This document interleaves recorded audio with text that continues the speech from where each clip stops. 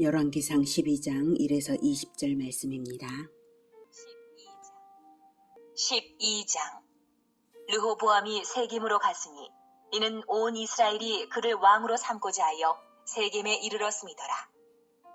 느밧의 아들 여로보암이 전에 솔로몬 왕의 얼굴을 피하여 애굽으로 도망하여 있었더니 이제 그 소문을 듣고 여전히 애굽에 있는 중에 무리가 사람을 보내 그를 불렀더라. 여로보암과 이스라엘의 온 회중이 와서 르호보암에게 말하여 이르되 왕의 아버지가 우리의 멍에를 무겁게 하였으나 왕은 이제 왕의 아버지가 우리에게 시킨 고역과 매운 무거운 멍에를 가볍게 하소서. 그리하시면 우리가 왕을 섬기겠나이다. 르호보암이 대답하되 갔다가 3일 후에 다시 내게로 오라. 하매 백성이 가니라. 르호보암 왕이 그의 아버지 솔로몬의 생전에 그 앞에 모셨던 노인들과 의논하여 이르되 너희는 어떻게 충고하여 이 백성에게 대답하게 하겠느냐? 대답하여 이르되 왕이 만일 오늘 이 백성을 섬기는 자가 되어 그들을 섬기고 좋은 말로 대답하여 이르시면 그들이 영원히 왕의 종이 되리이다. 하나 왕이 노인들이 자문하는 것을 버리고 자기 앞에 모셔 있는 자기와 함께 자라난 어린 사람들과 의논하여 이르되 너희는 어떻게 자문하여 이 백성에게 대답하게 하겠느냐? 백성이 내게 말하기를 왕의 아버지가 우리에게 매운 멍에를 가볍게 하라 하였느니라. 함께 자라난 소년들이 왕께 아뢰어 이르되 이 백성들이 왕께 아뢰기를 왕의 부친이 우리의 멍에를 무겁게 하였으나 왕은 우리를 위하여 가볍게 하라 하였은즉 왕은 대답하기를 내 새끼손가락이 내 아버지의 허리보다 굵으니 내 아버지께서 너희에게 무거운 멍에를 메게 하였으나 이제 나는 너희의 멍에를 더욱 무겁게 할지라. 내 아버지는 채찍으로 너희를 징계하였으나 나는 전갈 채찍으로 너희를 징계하리라 하소서. 3일 만에 여로보암과 모든 백성이 르호보암에게 나아왔으니 이는 왕이 명령하여 이르기를 3일 만에 내게로 다시 오라 하였음이라. 왕이 포악한 말로 백성에게 대답할세 노인의 자문을 버리고 어린 사람들의 자문을 따라 그들에게 말하여 이르되 내 아버지는 너희의 멍에를 무겁게 하였으나 나는 너희의 멍에를 더욱 무겁게 할지라. 내 아버지는 채찍으로 너희를 징계하였으나 나는 전갈 채찍으로 너희를 징치하리라. 하니라. 왕이 이같이 백성의 말을 듣지 아니하였으니 이 일은 여호와께로 말미암아 난 것이라. 여호와께서 전에 실로 사람 아히야로 느밧의 아들 여로보암에게 하신 말씀을 이루게 하심이더라. 사랑하는 형제 여러분, 10월 17일 월요일 새벽 묵상에 오신 것을 환영합니다. 11장에서는 솔로몬이 많은 아내들을 두어서 우상숭배의 길을 열어 놓았으므로 하나님께서 나타나셔서 심판이 있을 것을 선언하신 것을 보았습니다. 본장은 그 선언이 어떻게 이루어지는지를 보여주고 있습니다. 하나님의 심판 선언은 열왕기상 11장 11에서 13절을 보면 여호와께서 솔로몬에게 말씀하시되 내게 이러한 일이 있었고 또 네가 내 언약과 내가 네게 명령한 법도를 지키지 아니하였으니 내가 반드시 이 나라를 네게서 빼앗아 네 신하에게 주리라.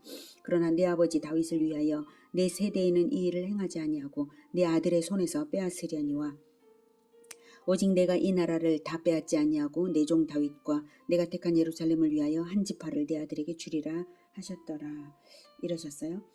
그런데 이스라엘이 남북으로 분열된 직접적인 원인은 르호보암의 압제 정치에 있습니다. 하지만 모든 일의 이면에는 하나님의 섭리가 늘 있는 것입니다. 르호보암이 왕으로 즉위하자 솔로몬 치하에서의 강제 노역 및 세금의 멍해를 완화해 줄 것을 요청하는 북쪽 10지파의 청원이 있었는데요. 르호보암은 원로들의 충고를 무시하고 그와 함께 자라난 소장파들의 아첨을 좇아서 도리어 무모할 정도의 강압 정치를 하겠노라고 선포했습니다. 이에 이스라엘 10지파가 다윗 왕조와 결별하고 분리를 선언하게 된 것입니다. 사실 유다 지파에 대한 북쪽 10지파의 좋지 못한 감정은 어제 오늘의 일이 아니었습니다. 어디든지 경쟁과 시기가 있게 마련이고 이스라엘은 지파 간에 그런 것이 있었습니다. 그럼에도 불구하고 이스라엘이 지금까지 통일왕국을 유지할 수 있었던 것은 이스라엘 백성들이 여호와 신앙으로 단결하고 다윗과 솔로몬이 공의와 지혜로 다스렸기 때문인데요. 그러나 솔로몬 말기부터 이스라엘은 신앙적으로 나태해졌고 왕가에 대한 불만이 누적되어 있었습니다. 이미 여로보암의 반란으로 나타난 바가 이미 있었어요. 그래서 여로보암이 반란했다가 애굽으로 피신했다가 다시 돌아온 것이죠. 따라서 솔로몬의 뒤를 이은 르호보암이 지혜로웠다면 무엇보다도 먼저 백성들의 불만을 진정시키고 여호와 신앙을 확립했어야 합니다. 무엇이 최우선적으로 해결해야 될 과제인지 이것을 생각했어야 됩니다. 근데 그러지 않았어요. 르호보암은 연륜 있는 원로들의 충고가 있었음에도 불구하고 그러지를 못했습니다. 왜 그랬겠습니까? 르호보암은 르호보암 자신의 관점 자체가 여호와 신앙에 든든하지를 못했고요. 백성 사랑의 지혜도 없었기 때문입니다. 하나님 사랑, 이웃 사랑의 마음이 어릴 적부터 연단되었다면 원로들의 충고를 들으면 알아차릴 수 있는 것입니다. 근데 바로 그것, 왕으로서의 도리, 하나님 사랑, 이웃 사랑으로 연단되지 못해 있었습니다. 왜 그랬겠습니까? 르호보암의 어머니가 암몬 여자거든요. 교육을 잘 못 받은 거죠. 자, 이스라엘이 어떤 나라입니까? 신정왕국이잖아요. 신정왕국의 왕은 백성들을 섬기는 하나님의 종이라는 사실을 망각하고 권력욕에 사로잡혔으니까 자업자득으로 이스라엘은 분열로 치달린 것입니다. 15절에 왕이 이같이 백성의 말을 듣지 아니하였으니 이 일은 여호와께로 말미암아 난 것이라. 여호와께서 전에 실로 사람 아히야로 느밧의 아들 여로보암에게 하신 말씀을 이루게 하심이더라 라고 하는데요. 자, 이 말씀은 르호보암이 잘할 수 있었는데도 하나님이 막은 것이라는 뜻이 아닙니다. 하나님은 다만 르호보암이 하는 대로 방치하심으로써 솔로몬에게 하신 말씀이 이루어지도록 하신 것입니다. 솔로몬은 아들 교육도 제대로 시키지 못했다는 것이 증명되고 있는 부분이고요. 솔로몬이 잘했더라면 설령 아들이 어리석다 하더라도 하나님은 보호하실 터인데 보호하실 이유가 없어진 것이고 예언대로 이루어지고 있는 것입니다. 르호보암은 암몬 여인 나아마가 솔로몬에게 낳은 아들이고 41세에 왕위에 올랐습니다. 1절에 보면 르호보암이 세겜으로 갔으니 이는 온 이스라엘이 그를 왕으로 삼고자 하여 세겜에 이르렀습니다라. 이 부분부터가 이상한 모양새입니다. 왕의 즉위식인데 세겜은 에브라임 지파의 땅이죠. 여로보암의 고향이 또한 에브라임 산지에 있습니다. 근데 왕의 즉위식을 할 것이면 왕이 있는 예루살렘에 백성들이 와야 되는 것이지 세겜으로 왕이 내려간다는 것 자체가 이상하죠. 그것도 여로보암이 있는 세겜으로요. 북쪽 지파들이 자기들의 세력을 믿고 거기서 버티었기 때문에 그랬을 것입니다. 그래서 이제 2절에 보면 이제 느밧의 아들 여로보암이 거기 와 있었던 것을 알 수 있죠. 느밧의 아들 여로보암이 전에 솔로몬 왕의 얼굴을 피하여 애굽으로 도망하여 있었더니 이제 그 소문을 듣고, 여기서 이 그 소문을 듣고라는 것은 솔로몬이 죽음을 말합니다. 세겜 집회 소식이 아니라 솔로몬의 죽음 소식을 듣고 이제 북쪽 지파들이 3절에 보면 무리가 사람을 보내 그를 애굽으로부터 불러내어서 오게 한 거예요. 그렇게 해서 와 있던 터에 이제 르호보암이 즉위식을 하는데 바로 이 세겜으로 왕을 세겜으로 오게 만들었다는 것이죠. 자, 그렇게 해서 여로보암은 이제 르호보암 왕의 즉위식에서부터 여로보암은 자기의 세력을 과시하면서 요구사항을 이제 북쪽 지파들의 요구사항을 수렴해서 이제 들이대고 있는 것이죠. 자, 그래서 4절 왕의 아버지가 우리의 멍에를 무겁게 하였으나 왕은 이제 왕의 아버지가 우리에게 시킨 고역과 매운 무거운 멍에를 가볍게 하소서. 그리하시면 우리가 왕을 섬기겠나이다. 조건을 달고 있는 거예요.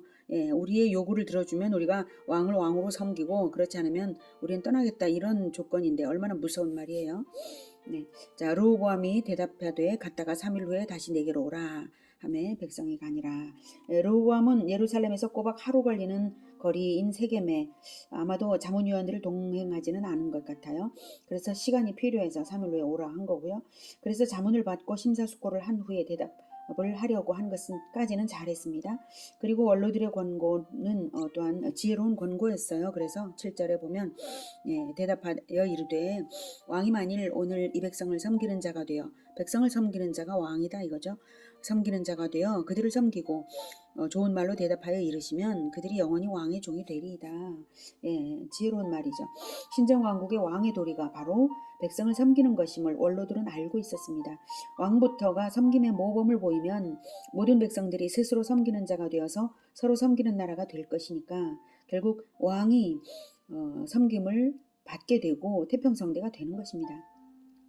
하나님의 진리에도 대접을 받으신 대로 대접하시는 하나님의 황금률대로 백성을 섬김으로써 하나님을 섬겨드리면 하나님께서 왕과 왕국을 지켜주시는 것입니다.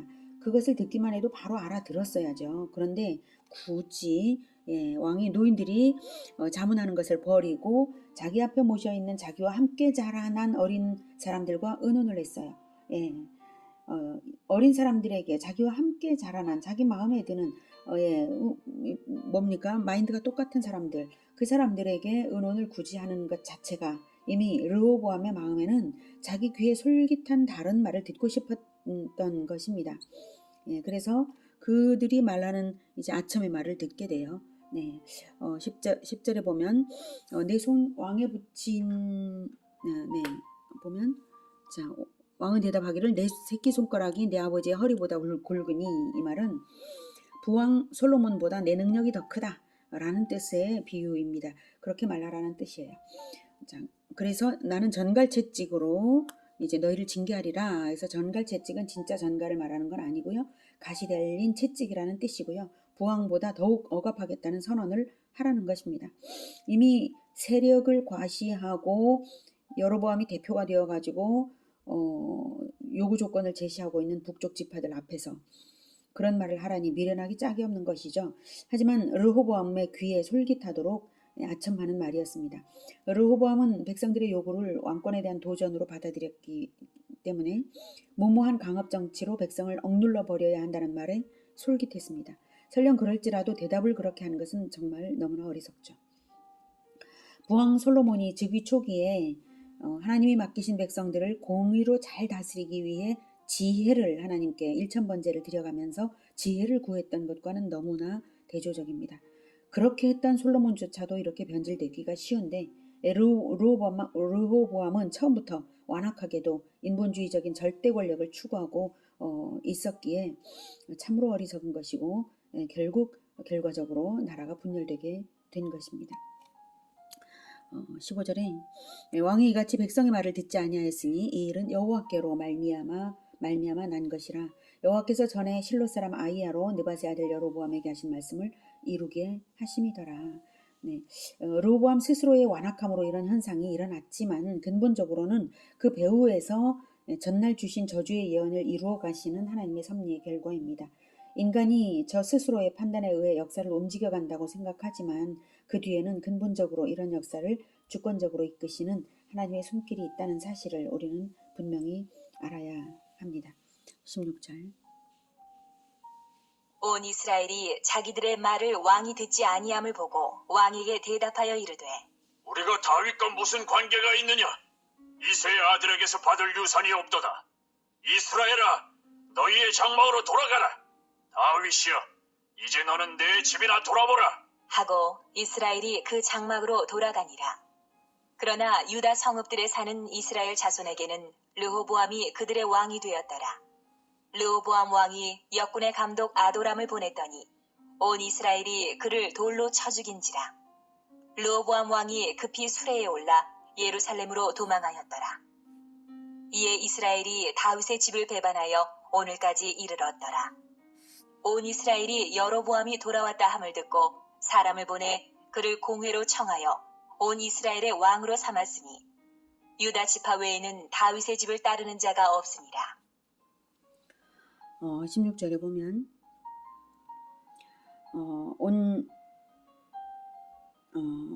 온 이스라엘이 자기들의 말을 왕이 듣지 아니함을 보고 왕에게 대답하여 이르되 우리가 다윗과 무슨 관계가 있느냐?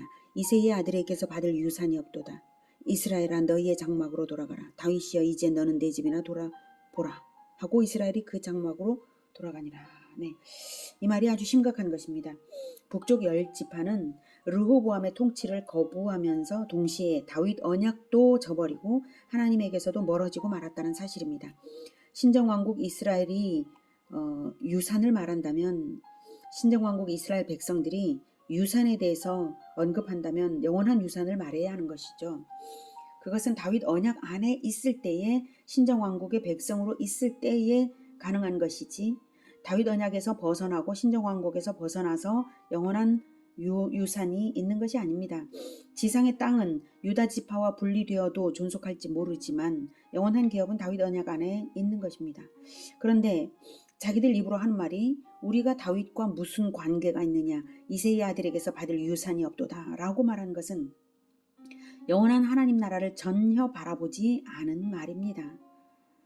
그들이 말하고 있는 유산은 영원한 것을 의미하는 뜻이 아닙니다. 그래서 그들은 몸은 신정왕국 안에 잠시 살았지만 마음에는 이미 진정한 믿음이 없었던 자들이기에 이런 말을 할 수 있었던 것입니다. 하나님이 여로보암에게 북쪽 10지파에 대한 통치권을 부여하실 때는 선지자 아이야를 통해서 그 예언을 주셨죠. 그때는 비록 정치적으로는 분열 독립한다 해도 여전히 함께 선민 언약을 맺은 선민이기는 하므로 다윗 언약에 근거하여서 하나님에 대한 순종을 명하셨습니다. 열왕기상 11장 38, 39절에 아이야를 통해서 하신 말씀이죠. 내가 만일 내가 명령한 모든 일에 순종하고 내 길로 행하여 내 눈에 합당한 일을 하며 내 종 다윗이 행함같이 내 율례와 명령을 지키면 내가 너와 함께 있어 내가 다윗을 위하여 세운 것 같이 너를 위하여 견고한 집을 세우고 이스라엘을 내게 주리라. 내가 이로 말미암아 다윗의 자손을 괴롭게 할 것이나 영원히 하지는 아니하리라 하셨느니라. 그러니까 다윗의 자손을 잠시 괴롭게 하기 위하여 너를 사용하는 것뿐이다. 그러니까 다윗 언약 안에 있어라 라는 뜻이 분명한 것입니다. 다윗을 위하여 세운, 분명하게. 그리고 내 종 다윗이 행함같이 내 윤리와 명령을 지키라. 분명히 말씀을 하셨잖아요. 그럼에도 불구하고 여로보암은 한 번 획득한 자신의 왕권을 자기 힘으로 공고히 하기 위해서 다윗과와 아주 결별을 고하고 정치적으로 남유다와 담을 쌓았을 뿐만 아니라 임의로 예루살렘 성전 대신 단과 베델에 금송아지를 세우는 등 하나님에게로부터 멀어져 가는 일을 이제 행합니다. 내일 보실 부분이고요. 자, 17절. 그러나 유다 성읍들의 사는 이스라엘 자손에게는 르호보암이 그들의 왕이 되었더라. 이것은 이제 유다 지파는 아니지만 유다 지파 지경 안에 살고 있던 시므온 지파 등이 있었는데요. 그들은 르호보암을 자기들의 왕으로 받아들였습니다. 하지만 북쪽 사람들은 르호보암을 왕으로 받아들이지 않은 것인데요. 그러거나 말거나 르호보암은 백성들에게 세금과 부역을 요구해야 해서 18절에 보면 아도람을 이제 보내어서 이제 일을 하게 했습니다. 하지만 온 이스라엘이 그를 돌로 쳐 죽였습니다. 르호보암 왕이 급히 수레에 올라 예루살렘으로 도망을 하였는데요. 아마도 아도람의 임명을 위해서 북쪽으로 왕이 직접 동행을 했던가 본데 결국 왕이 도망치게 되었다는 것입니다. 이렇게 해서 여로보암을 왕으로 삼아서 결정적으로 북쪽 10지파와 남쪽 유다 지파가 분열이 되었고 그것은 분열왕국 400년이 이르도록 고착화되고 말았던 것입니다. 북쪽 10지파의 행위는 현대의 관점으로 보면 민주적인 과정입니다. 그러나 그것은 하나님의 언약을 배반한 것입니다. 여러분, 진리가 무엇인가요? 인간의 민주주의인가요? 하나님의 언약인가요? 인간의 민주주의가 하나님의 언약에 반한다면 단연코 진리가 아닌 것임을 분명히 알아야 합니다. 역사 속에는 다양한 제도들이 나오고 발전도 되지만 우리가 진정 절대적인 원리로 따를 진리는 오직 하나님의 언약에 합당하게 언약 백성으로 살아가는 그것일 뿐입니다. 하나님은 언약으로서 사람을 자기 백성으로 구원하시고 언약대로 성취하심으로써 하나님 나라를 세우시는 분이십니다. 성경과 역사는 그것을 증명하고 있습니다. 그러니 그 어떤 이데올로기가 옳으냐 그르냐 따질 것이 없습니다. 그것들은 다 인본주의적인 한때의 흐름일 뿐이고 흔들리지 않는 영원한 것은 오직 하나님의 언약대로 세워질 하나님 나라 신정왕국 뿐인 것입니다. 그리고 그 신정왕국을 영원히 다스릴 왕으로서 진정 백성을 섬기는 종의 모범으로서 오신 예수님이 우리가 기다리는 진정한 왕이십니다. 예수님은 역사의 끝에 재림하셔서 영원한 신정왕국을 도래시키실 것이 성경에 예언되어 있습니다. 하나님께서는 반드시 그 일을 이루실 것이고 우리는 그 나라를 위하여 하나님께 협력하며 살아가는 하나님 나라의 백성들입니다. 우리가 이 땅에 다양한 제도 가운데 세계 열방 가운데 다양한 제도 가운데 살아가고 있지만 그 어떤 제도 아래 있다고 할지라도 우리는 이중적인 정체성을 가지고 있습니다. 이 땅에서는 자기 나라가 있고 또한 하늘의 신정왕국 하나님 나라 백성들로서 존재하는 그 두 가지 정체성 중에 더 근본적인 정체성이 바로 우리가 하나님 나라 백성들이라는 사실을 우리는 분명히 알아야 합니다.